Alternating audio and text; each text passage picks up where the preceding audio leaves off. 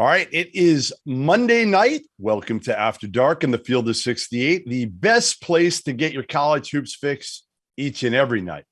We're on SiriusXM, ESPN Radio, we're on Twitter, and you need to also subscribe to the Field of 68 on YouTube. Tonight, we'll tell you what the Big Ten, Michigan, and Wisconsin got right and what they missed on when it came to the JUWAN Howard incident on Sunday afternoon. I'm Jeff Goodman of Stadium. We got a great crew tonight. We got former Clemson shooter Terrence Oglesby. He's back. We've also got a first-timer in Nick Bahe, Fox's Nick Bahe coming on, and former Lincoln Southeast star Nick. I'm excited. Nick, for you to make your debut. Welcome. And we got a lot to talk about tonight. You know, let's start with obviously the big news. And it went down yesterday, obviously, with JUWAN Howard hitting Joe Krabenhoff, the Wisconsin assistant coach, which kind of triggered a melee of sorts between the Wolverines and the Badgers. And today, the suspension was handed down. 5 games through the end of the regular season for JUWAN Howard. Greg Gard gets a $10,000 fine. Joe Krabenhoff doesn't get anything. And the 3 players that were involved that were throwing punches all got 1 game. Musa Diabate, Terrence Williams, and Jacoby Neath from Wisconsin. So, Tio, let me start with you in terms of your first reactions, whether or not JUWAN Howard's suspension, the 5-gamer, was justified, or was it enough? Here's my thing on the whole scenario. Like, I feel like JUWAN and Gard both failed their kids, and they put those kids in bad positions. I think there was a failure in leadership, and Randolph Childress said it perfectly last night. They failed their kids and put them in a bad position. Now, that being said, 5 games for JUWAN Howard, I thought you could have thrown in the postseason as well, because here's the deal, guys. You don't swing. There's a lot of things that happen during the course of a basketball game. The one rule that is hardly ever broken is punches being thrown. That can't happen. 5 games, and guys, I don't know what your all's wallet is like, but I think it equated to about 130 grand because they're not going to pay him. And then it was another 40 grand fine on top of that. 170 grand would hurt my feelings. That's a lot of money. Now, I know JUWAN Howard's worth a lot of money. He's made $100 million. I understand that, but 170 grand is 170 grand. That's a lot of money. It's like $10 to you. To who? To you. All right. You're that rich? I didn't know you had that much money, Tio. You're thinking about the wrong wallet. No, but I think they got it right. Obviously, Gard probably could have gotten a 1 game, and Krabenhoff probably could have gotten a 1 game, but I think there was enough plausible deniability in the whole thing to where you see them trying to correct things. And I thought Gard, the first reaction that you have when a guy is upset coming out of the game, you grab him, you touch him on the chest, and you try to calm him down and explain things. That was what I thought was happening from the beginning. And while there could have been de-escalated fairly quickly, I'm pretty okay with the suspensions, and I hope that a lot of these actions don't follow the kids moving forward, because I feel like they were put in a bad spot to begin with. So, Nick, it was a combination of the Big Ten working with these 2 schools, right? I mean, that's why it kind of took so long here. A lot of people were expecting it earlier today. I kind of got word earlier today that it was probably going to be 5 games for JUWAN. I actually thought there might be a fine, but the fine, again, the $40,000 from the Big Ten plus the suspension. He is to have basically no contact in these 5 games. I think he could talk to the players, but he can't be involved in practice, film, anything with the team. What was your take on this whole? I haven't even heard from you on kind of what happened, your take overall on everything that happened, transpired. And again, was this enough for JUWAN Howard, 5 games? I'm fine with the 5 games amount. I think it's hard to put a number on it to where you satisfy people. You know, if it had been 2 games, if it had been the rest of the season, I honestly could have seen either of those ends of the spectrum. Obviously, he had to get suspended for some amount of time, and he did. I think what's been interesting to me, at least, is over the course of this 24-hour period, 36-hour period, is watching social media and watching people try to rationalize and make excuses for JUWAN Howard. Greg Gard shouldn't have called the timeout. I mean, come on, guys. Joe Krabbenhoff shouldn't have walked into the situation. You know, the problem is handshake lines. That's the problem. It's like, come on. Right. There is one guy and one guy only that is at fault here. And that's JUWAN Howard, because he swung, like Terrence said. And for me, I don't want to disagree with Terrence on this one. Like, in all reality, and I get it for the optics of it, in all reality, what did Greg Gard do to get a $10,000 fine? Nothing. Really nothing. He put his hand out front of JUWAN, which maybe in hindsight he should have said to JUWAN, I'll call you later and explain. But at the time, he's thinking, I want to tell you now. Right. I want to tell you now why I called that timeout. And you're right. Like, he didn't really do anything. Everybody's saying he put hands on him. He didn't put hands on him. Give me a break. Yeah. And so I think the reason he got the $10,000 fine is just the guilty by association thing. It's just, it's one of those things. The Big Ten probably looked at themselves and said, we can't let Greg Gard just walk away from this with nothing, which from that standpoint, I totally understand, like, how you had to make an example of that entire situation. So as I talk out of both sides of my mouth, like, I can wrap my mind around the $10,000 fine in that regard. I guess I was not surprised to see him not get any sort of suspension, talking about Greg Gard, because in all reality, I just don't really know what he did wrong in that entire situation. If we're just calling it for what it is, I don't know what he really did wrong. Well, you're calling it because, again, JUWAN Howard threw the punch or slap or mush is the word I keep hearing with it, that I'm trying to get accustomed to using, the mush. The mush. The mush heard around the world. Yeah. Yeah, the mush heard around the world. So he threw that, and ultimately that's why the other three players got suspended. Because if he doesn't do that, and again, he just keeps walking, or he nods his head and says, hey, I'm going to call you later, or meet me outside the locker room, even whatever it is to talk about it. But he didn't instead. And Krabbenhoff, I get it. Krabbenhoff was coming over, I think, largely to make sure that his standing up for his coach as much as anything else. That's what he was doing there. Krabbenhoff, he's 6'8". Greg Gard is not the most intimidating dude in the world. JUWAN Howard is. Right. So I do think he was looking at him of JUWAN Howard's, 6'10"? I don't know what Greg Gard is, but I know who I'm taking in a fight if they fight.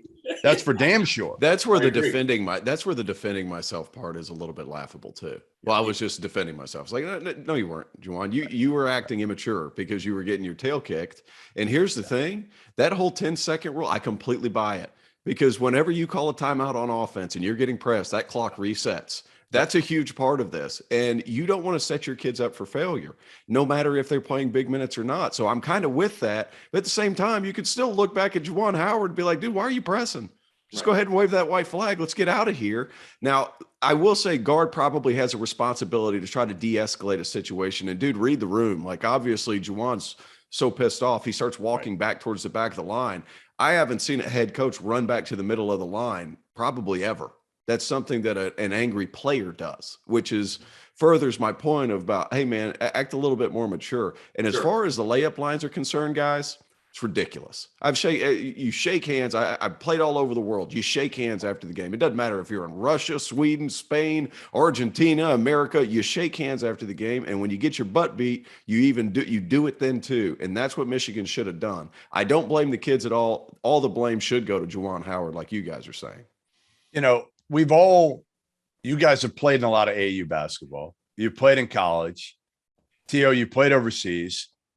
I talked to Danny Ainge last night because I've known Danny for years. And this is a guy who obviously played, he coached, he was a GM, he was a broadcaster. So he's been in college games for years. He's got kids that have come up through the AAU circuit. I asked him, just because he's got a pretty good memory for this stuff, I said, do you ever remember anything like this? Because I don't, even in AAU ball. That's the craziest part. And he said, no, I have never seen this in AAU ball. And I've seen some crazy ass shit in AAU ball. Yeah. Right? Yeah. No, I mean, have you, either of you? Theo? Mostly players. Like players will get into it if a player has a screw loose, but never a coach. Never a coach. And hey, that's come from Danny Ainge. He used to get a couple scraps too now. So I think that's a big part. That was a tough sucker, but never a coach. That's the first time I've ever seen something like that. And at a program like Michigan, this is one of college basketball's flagship programs. Can't happen there, period. All right, let me read. Do you Go think ahead, Nick. the fact that on any level, the fact that Juwan Howard, this has happened before, he hasn't swung, but he got held back from Turgeon last year at the Big Ten tournament. Like, is there any sort of, I don't know, just the fact that he's not necessarily a repeat offender, but there's been some control issues in that? No, I don't think that affected this at all. I think they knew they had to. I think Kevin Warren, especially the Big Ten commissioner, who had gotten a lot of crap for his missteps in football, I think he felt like, hey, I got to be tough here. And again, tough is relative, because I was on earlier with Chris Broussard and Rob Parker on Fox, and they both said to me, listen, I would have suspended him for the Big Ten tournament as well. And I think a lot of people felt that way. Juwan finally, after not apologizing post-game yesterday and nothing coming out this morning, they finally put a statement out, and I'm going to try to read it fairly quick, or at least some of it. After taking time to reflect on all that happened, I realized how unacceptable both my actions and words were and how they affected so many. I'm truly sorry. I'm offering my sincerest apologies to the players and their families, my staff, my family, and the Michigan fans around the world. I would like to personally apologize to Wisconsin assistant Joel, he meant Joe Krabenhoff, and it wasn't him. It was not Juwan Howard who wrote this press release, and his family too. Lastly, I speak a lot about being a Michigan man and representing the University of Michigan with class and pride. I did not do that, nor did I set the right example in the right way for my student athletes. I will learn from my mistake, and this mistake will never happen again. No excuses. What do you guys think, Nick, about the statement? Statement was strong. Felt like it took a while to get it, but that's kind of grasping at reasons to try to still be upset about it. I thought the statement hit on all the right notes, showed at least remorse in reading it for the first time, because that's what was so interesting about the post-game press conference is, yeah, you're still worked up about it, but he showed zero remorse, zero after the game. Seemed like, what's the big deal here? So I thought the statement was fine. I thought it struck the right tone.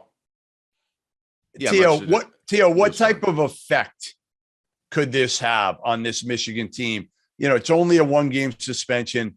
For again, you know, Diabate is a key piece. Terrence Williams is a piece. You know, you're without your head coach here for the next 5 games. You're a team that's fighting just to get in the NCAA tournament. Could this at all kickstart them and get these players a little bit more geared up to play with a little bit more fire and intensity, or no?